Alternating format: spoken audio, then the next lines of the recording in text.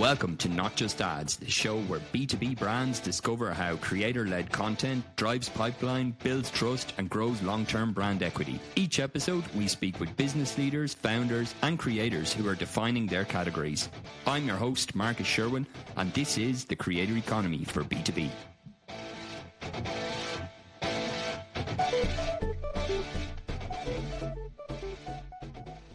Hello and welcome to Not Just Ads, the creator economy for B2B. Today, I'm delighted to be joined by Chris Sheen. Chris is global head of content and social at Celonis. And he's also involved with their podcast as well that they recently launched that I'm really interested to talk to him about. Before Celonis, he held CMO roles at Sales Cycle and Sideways. Yeah, it's great to have you on the show, Chris. Thanks a lot for joining us. Great to be here, Marcus. And yeah, love what you're doing with the show. It's such a great idea. Great, thanks. And congratulations, by the way. I saw that you recently made the Octopus Rising 30 list in B2B. So congrats on that. Thank you very much. I think my kids were the most proud. I've got a 5-year-old and an 8-year-old, and they were very delighted to open the trophy. They actually told me the news because they opened my post. So yeah, it was nice. A nice moment. Yeah, so you got it in the post. Nice surprise. Yeah, it's always good when something like that arrives. Yeah, nice. I agree. First of all, you could just introduce Celonis. A lot of people know the brand, but for people that know the brand but don't know exactly what Celonis do, maybe you could just give us a brief overview of that. Yeah, Celonis is a big tech company now. We're about 3,000 people, and our remit is all about making processes work. So basically, we work with companies of all sizes and to help them make the processes work better. And yeah, it's a fascinating space. I've been there nearly 4 years now, and the number of stories you hear about us going into companies and just tweaking small things, finding things that people aren't aware of is interesting. So yeah, it's a fun space. Yeah, no, it is really interesting. And also the podcast as well, the title, Trust the Process. I think the story element to it of kind of the real life kind of practical things of, say, in the airport in terms of when you go on the plane, how your bag goes and ends up with you. There's a whole technological kind of integration, and that's quite vast. And if something goes wrong, obviously we know what the result is, but how you kind of explain how that all works, I thought it was really interesting. So yeah, I'd recommend any of the listeners to listen into the podcast. It's really interesting. In terms of kind of, say, B2B content, like what's the thought process in terms of how you refine those processes, and from an engineering background and so on, how do you kind of get that kind of very kind of tech heavy concepts and so on, and how do you kind of bring them so that they're easily consumed to people that maybe don't understand as much in the field, or people maybe that work in that but they're not in that particular area? What's normally your thought process when you bring those ideas to life, particularly on social? Yeah, so I think I probably have two really sort of strong principles that constantly come back to, and my team probably get really bored of me talking to them about as well. One of them is a fundamental belief that a lot of B2B marketing is boring. And we can go through some of the details of why I think it is boring, but I think there's so much kind of best practice out there over the last 10, 20 years that people have now defaulted to, that actually means that we're all tired of seeing the same things. We're all tired of getting those ebook downloads. I mean, a good example, I was talking about this with someone the other day. The word webinar is hard to say it 3 times and not having a little yawn of all the bad webinars that you joined over the years. Or how many times have we signed up to? How many times have you signed up to a webinar or downloaded an ebook and either never read it or never joined it? It's that thing. So I think B2B is ripe for disruption, and trying to think just a little bit differently is probably point one. So first thing I'm always like, can we do this in a different way? Does it have to be exactly the same? What can we do differently to not be boring? And then the second part is storytelling, and I think B2B is still a really long way behind actually B2C in terms of proper storytelling, and really, you know, a good story has a beginning, a middle and an end, it has drama, it has a challenge to solve, those kind of good principles that that you read about when you love Disney and stuff as much as I do. But if you think about something, again, I'm going to use a classic B2B example of the case study, the customer story on the website. How often do you read one of those and think, yeah, that wasn't really a story? That was Yeah, just yeah. saying that you use the software now and now you perform better and increase revenue by 3%. It's not a story. And I think that, yeah, there's still B2B has a long way to go. And there's just not that many great examples I see day to day that are just really, really good, captivating storytelling. So they're the two things that we try and do. Again, it's the biggest challenge because every day you're trying to find different ways to tell stories. But something like the podcast, the nice thing about, I think the fun part of processes is turning them into a day-to-day scenario that everyone can relate to. So you use the Yeah. example there of the airport. We work with Lufthansa and Munich Airport. So telling the story of what happens if you lose your baggage, what the worst nightmare, right? What's happened to the processes, what's broken down in that and how do they try and fix it? That's the story that everyone can relate to that becomes a bit more interesting than obviously just the, we've improved their revenues by Yeah. X. It's like, okay, but I want the reality behind it, I think. Yeah, no, definitely. And it's very relatable as well. I think everyone at some point has either lost a bag or had some kind of like a problem with a delay with a flight or something like that. Knowing how the technology behind that kind of makes it efficient, I think is really interesting. Look at, yeah, when you look at now, say this thing of, there's obviously a huge opportunity in B2B for kind of more story-led content that's relatable, that can be consumed and so on. How do you think that kind of falls into then the broader marketing mix in terms of how you're able to kind of measure that against the actions of the business or the impact of the business? Is it something that it's more of a long kind of a long play, or like when you're looking at seeing how that's impacting the business, what do you look at, or like what are you measuring? Oh, I think okay. So the first thing is that everything has a different goal, right? So again, we probably talk about social attribution at the moment. So obviously I look after the social media team. Each post has a different goal. Even social media, like one post we might do at the moment with our big event of the year is called Celosphere. So clearly the posts that we're doing around that are trying to get people to buy tickets for Celosphere. Yeah. So the goal of those posts become conversion. That's actually really easy to track because you have UTM tracking. We can see how many of our tickets bought came through social. So that becomes a goal of that. Something different, a customer story, for example. Actually, the goal of that is we want as many people to watch that story on social media as possible. We want that story to reach as many people, to be viewed. If we've done it well, then that they'll watch the whole thing. They might share it with other people. They might comment, they'll interact. So it becomes a completely different metric, completely different goal. But, the nice thing actually about social media specifically is that actually they're really easy metrics. Yeah. To kind of get your head around very quickly. We'll typically know within an hour of a post if it will do well on LinkedIn. And typically all the metrics kind of follow a similar path. So if you're getting lots of comments, you'll get more impressions, you'll get more video views. They kind of self-fulfill because of the algorithm. So it really depends on the goal. I think the more difficult stuff is obviously long-term attribution, then applying to deal cycles and stuff. But again, we have a really great analytics team and operations team that link everything through from Salesforce in the end. So, but I think on our side, we probably come back one layer lower in terms of the metrics and are focused on just really engaging our audience and trying to get people to there was some research done recently enough by the B2B Institute at LinkedIn, and they were kind of saying how 5% really in a lot of B2B companies are only in market. So it's kind of like marketing to the 95% of when they come in market. And like, I don't know how long your sales cycles are, but from what you see in some companies, they can be like 6 to 18 months or more. So these kind of things of like, if you're building that memory through storytelling, when they come into market, you know what I mean? You're known, which is great. So you're kind of priming them, I guess. Yeah, I really, that's how I certainly see social media. I think at Celonis is, again, apart from the stuff like Celosphere, which is more transactional because we're trying to sell tickets. I think Rand Fishkin, I saw him at an event recently. He'd be a great guest for you guys one day because he's fantastic. But he talked about that social media is now, think of it like a billboard by the side of the road or an ad on a bus, where actually really you're looking for awareness and eyes and being in the head when, as you say, when they are ready to go to market. So I think with that, it becomes actually in a nice way, it's quite freeing because then you can go, right, it really is about us reaching as many people on, for example, LinkedIn with our message, with our brand and all that kind of stuff, which is, quite empowering. Yeah, definitely. Just a couple of other things then. One of the things I heard you on another podcast and you were talking about Ristia, and the point that you made initially about B2B, there is a huge opportunity because there is a lot of stuff in B2B that's really boring. B2 boring, I know that it has that, but I think as a result of that, there's a big opportunity. You guys at Celonis are really leading the way in that, in terms of the storytelling approach with the podcast series, but also I think some other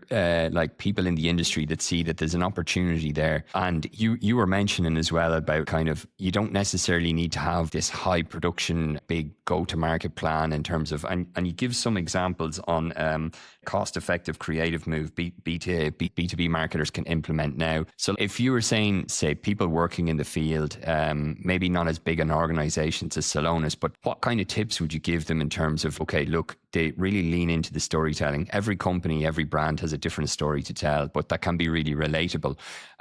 Any kind of tips that you would give those kind of directors of social or even company owners if they were to try and lean into that storytelling piece for a B2B brand? Yeah. So I'll split it into two sides. So one is the storytelling itself, and then the other is the production part. So I'll talk about the storytelling part very briefly, because I think again, this is maybe quite a personal view, but one of the things that I think you see a lot of advice on with B2B is that you have to be funny. And it's often the examples shown at really great companies, Gong, for example, who created great marketing. It's very funny, it's humorous. And I think that most B2B examples that you see of what is great marketing, great examples are funny.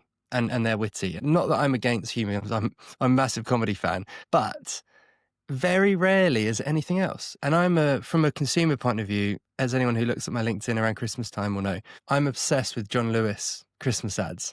For those who aren't familiar, they are renowned for doing amazing ads every year, some of the best ads I've ever seen, but they are at their heart emotional storytelling, really good storytelling, but not typically funny, just very emotional. And a lot of the best ads of all time, I think, have been emotional. I don't think that you see that very often in B2B, where someone will really tell a story in an emotional way. I think people will default to something funny because then it stands out. And I think there's a massive opportunity there that I just haven't seen a huge number of examples of. So I guess point one is stories can be many different things, but I think tell a good story is the fundamental of it. And then on the second side, I think we see it a lot. We have an incredible, we're lucky to have an incredible video team, incredible creative team as well, who do really beautiful videos. But what we see on organic social, is actually the stuff that we do with an iPhone, much more DIY, does better. And it really depends on your audience, what you're trying to do. But actually, the channel of organic social, that people want it to be organic and real, and there's kind of that whole movement that TikTok really created, and now all of the other social networks are following with YouTube Shorts and now Instagram Stories, and obviously LinkedIn itself. The stuff that we do that is really just human and real always does better. So you don't need a big budget for that kind of stuff. It's good tooling, good phone. There's some amazing little lapel mics that you plug into your phone that do an incredible job on sound. If people want a video editing tool tip, there's a cool tool called Descript, which I couldn't recommend more. It's absolutely amazing. And before you know it, you've got everything you need to just start trying stuff. And I really think that get those principles in place, and you'll be surprised how well a video can do. Yeah, definitely. No, really good tips. What would you think in terms of, say, when you mentioned those tips, in terms of empowering teams? So how do you look at that then across the organization as Celonis? Do you kind of drive that advocacy across the business? And how is that approached in terms of people posting, obviously from their LinkedIn profile or other social channels, about their own personal stuff? And we see that now, a lot of people in different tech companies that are sharing their day in the life or their experience or so on, and they create a significant amount of following, which is great. But then how do you kind of, when you see people then, say, posting about the company and the things they're doing as well, do you kind of give guidelines to your team or employees, or do you kind of, what way do you think that should be approached for organizations? So I think it really depends on company size and position where you are. We have a big, what we call an employee advocacy social program. So we use a tool, we use Oxbase that you mentioned, and that basically means we provide content recommendations every day, really, for posts for people to share on their own network. So that's almost like one side of the coin. I think that can work really, really well. If we've got nearly 1,000 people now signed up to that program at Celonis. If, for example, I'll keep saying, I mentioned the Celosphere thing. If we're doing a Celosphere post today on the LinkedIn company account, we'll give a version of that to advocates for them to share themselves. And that's a really good way of us kind of getting that network effect out there. So I'd say that's one side of the coin. What we find that often does for people is it gets them, for people who haven't posted much on social media or, aren't marketers themselves, Yeah. it gets them comfortable with it. It gets that first sort of rush of dopamine hits of people liking and commenting on the posts. And then what we always encourage is that then they start to create their own content and, and show kind of their side and opinion. But I think like often we'll provide assets and we'll say that please do tailor the copy yourselves, even if it's just changing the first line to give your take on it. And about sort of 40% of people do that. We'd love it to be 100%, but we're moving in that way. And then everyone's different, right? So my advice for people on social is always keep it simple. If you're Yeah. if you're at a great example, if you're at an airport, one of our team did this recently. I thought it was brilliant. It's posted really well, really well. He was at Tokyo Airport and he just did a video out of the window of the incredible work being done on the ground on the runway to get this plane ready to go. And he just put a really nice bit of copy talking about his amazing scene processes in action. It felt so streamlined. And then in Japan, they salute the plane before it goes off to kind of honor it. And it was a lovely take because it was really personal experience. He'd noticed something, he took a video of it, shared it, added a little process angle which was relevant to Celonis, and things like that will always do well because it's real, it's in the real world. People love that. Yeah, no, you're right, for sure. People out kind of living like their day-to-day lives and seeing something like that and it's captured and it's shared, people can really engage and relate to that as well. Yeah, no, it's a really good example. In terms of then like kind of the human elements of B2B that you mentioned as well, are there any companies or anything that you see that they're doing stuff that's really interesting, or where do you get inspiration? Is it mostly from B2C? At the end of the day, we say it's B2B, but it's really we're connecting with people, like whether it's B2B or B2C. But are there any kind of places that you get inspiration? Apart, you mentioned John Lewis, and I know they always score really high on. You probably know System One. They do the analysis of the ads, and John Lewis always are like kind of like the top ads of all time. But I just wonder from your own thought process and that like kind of to provoke emotion and stuff, is there anywhere you get inspiration in terms of the ideas that kind of like reflect kind of what you're doing in the company? Where do you look for inspiration? Yeah, so I have a thing called, which I've done for about 10 years now. It's called a swipe file. So it's basically my version of that is a Google Doc. So it's basically it's slides, PowerPoint, Google Slides, whatever you want to call it. And whenever I did at a team see anything we think is cool, we just add it to this swipe file. So it's probably got about 100 slides in it at the moment. And honestly, that's could be anything and everything. So some of my favorite examples in there are the most random things. Seeing a tube ad in London and thinking that's cool, taking a picture of it. Yeah. Seeing a cool video ad that we've seen, which could be B2B or B2C. Yeah. And honestly, we've some of the proudest work I've probably done at Celonis in the last sort of nearly 4 years has been where we've taken inspiration from something really random and then created something. And we've probably out of that swipe file swiped about 25 things. When I look at it, when it gets a little green tick on the thing if we've done a version of it. So I'll give an example. For Formula One fans, there was Sebastian Vettel retired from F1 about 3 years ago and did a really cool retirement video. If you want to look it up, it was just really different. It was really plain, black and white shot, really simple, very like straight down the lens to the human. And we built a whole series called The Room, which was inspired by that one video. It was completely different subject, it was completely different take, but the way it had been done, the shot, we were like, that's really cool. It felt really in your face. And I love when we do stuff like that because it's like, where do you get the inspiration from? It isn't from, I don't know, Salesforce. It's like, I know it's from Sebastian Vettel's retirement video. Yeah. So I'd really encourage sort of anyone listening to just find whatever it is, a notes file on your phone. It doesn't really matter what it is, but just when you see stuff, to put it somewhere. So I'd say that's the first thing. And then again, I'm open to B2B and B2C. I actually don't care. But there are some amazing B2B companies out there. I've always been a little bit obsessed with Wistia that you mentioned earlier. I think they do a fantastic job in B2B. They've always been really different. And they did probably my favorite piece of content marketing in B2B ever, which was a series called 1-10-100. And it was basically to the point you said earlier about different levels of budget, did the same video ad for a budget of $1,000, $10,000 and $100,000. And the idea was to sort of see which is best. And I'll let people watch it for themselves and decide. But it was a really, really great piece of content that I thought did exactly what you wanted to, did good storytelling, talked to their audience really well, which is video creators. But yeah, really hooked you in. It was binge-worthy content, which is obviously the B2B dream, where I actually end up for watching sure. it over the weekend. Yeah. Yeah. So, but it's an interesting point you make. I think being conscious about what's popular in culture and how it can connect with what you're doing, I think it makes a lot of sense of rather than just following the kind of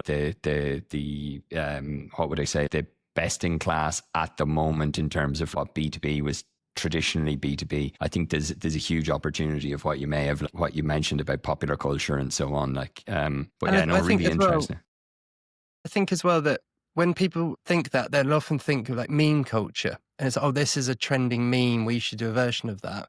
But again, not that that's the wrong thing to do, but then you're immediately almost leaning into, oh, B2B, well, let's try and be funny. Let's try and be that. Whereas it doesn't have to be that, that it Yeah. can be just a really cool. I mean, some of my favorite companies, I wouldn't even think I love their marketing, but I end up looking at Spotlight and going, oh, I really do. Someone like British Airways, they've done Yeah. some of my favorite billboard ads of all time. And they're a really weird inspiration for us because we have nothing to do. Although we've talked a lot about airports today, they're not so aligned with in terms of a marketing point of view, they're really different, but they'll be like a source of inspiration. So I think it can be anything in culture that you think is interesting, could be a good source. Yeah, definitely. In terms of predictions for the future, then, what do you think, if you're to look over the next 6 to 18 to 24 months, what you're seeing in B2B at the moment, where do you see it going, in particular to social, but also in the creator space, B2B creators, like how brands or individual creators are leaning into this? Any predictions that you could share? Yeah, well, there's this thing called AI that's quite popular now. I don't know if I never heard of it. yeah, apparently it's going to be a big thing. But I think it's the most disruptive thing, certainly in my working life of 20 years or so, that I think we've ever seen. I think what it really means for, do you know what I think it means? Any content creator, whether you're a marketer or anyone trying to get someone's attention on, is that it's now more important than ever, I think, that you show that you created the content, that it was human. So And that's not to say authenticity. that it's the authenticity. It's not to say that, I mean, I use AI religiously to help us, but I think the final word has to be us. So I'll give you an example that I always used to talk about with our sales teams.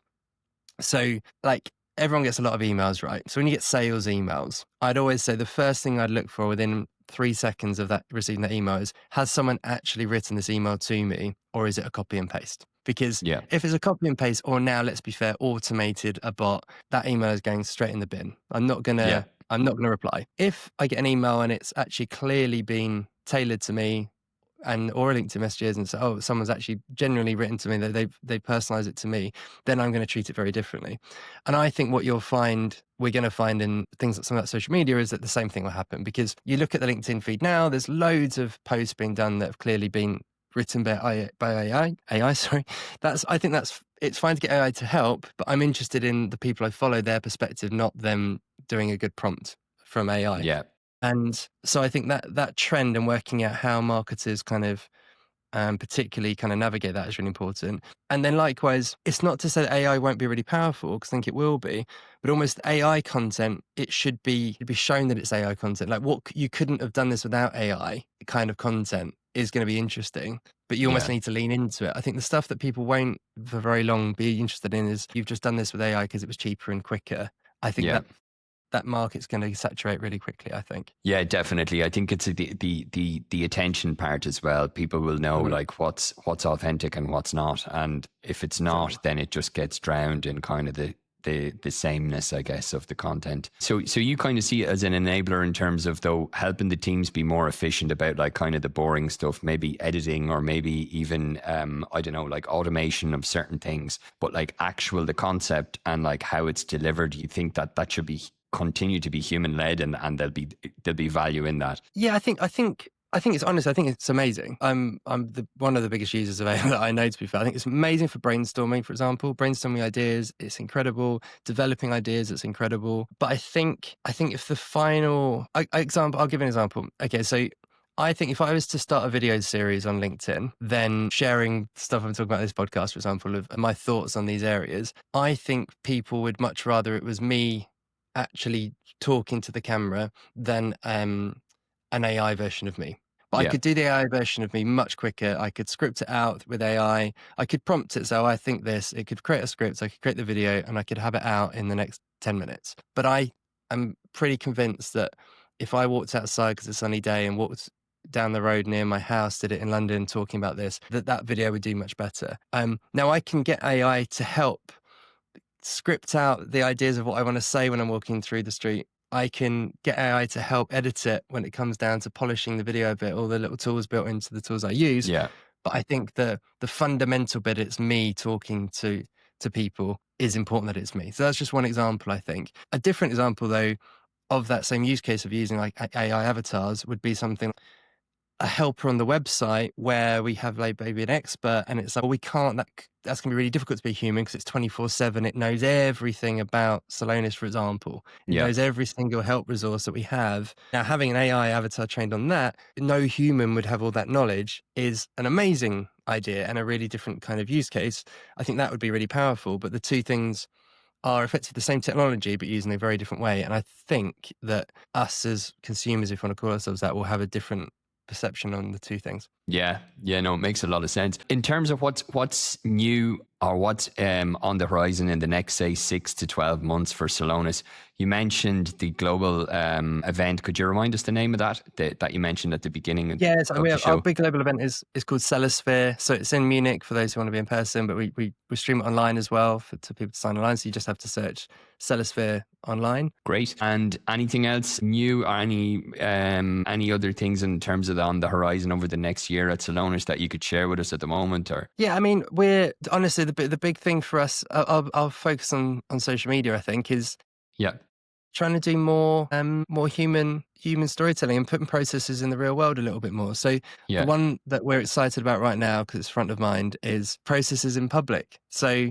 it's very common for a consumer brand to talk to people on the street and get their perspectives on stuff. The B2B version of that would always be, let's talk to our employees or our customers and partners. Yeah. And the latest idea we've had is, well, why don't we talk to the members of the public about what they think of processes, like processes that suck in their lives, that have no idea who Celonis are, have no awareness. But I kind of think that's an interesting video series. So hopefully, that sounds like you're onto a really good idea there. I'm looking forward to seeing more about that. The other thing you mentioned as well about the Oktoberfest, about the 6 million litres of beer. Is that right? 6 million litres of beer or maybe more. And the concept of how that's delivered, the logistics. A lot of that is really, really interesting. And people never really think about those things, that there's an underground piping system that actually delivers the beer. Yeah. What I'll do is in the show notes, I will link all these of what we talked about, because I think the listeners would definitely like to check it out. It's been great talking to you, Chris. Thanks again for joining the show. I've loved it. Thank you very much, Marcus. Honestly, I think it's a great idea. And if anyone wants to find you, where can they find you?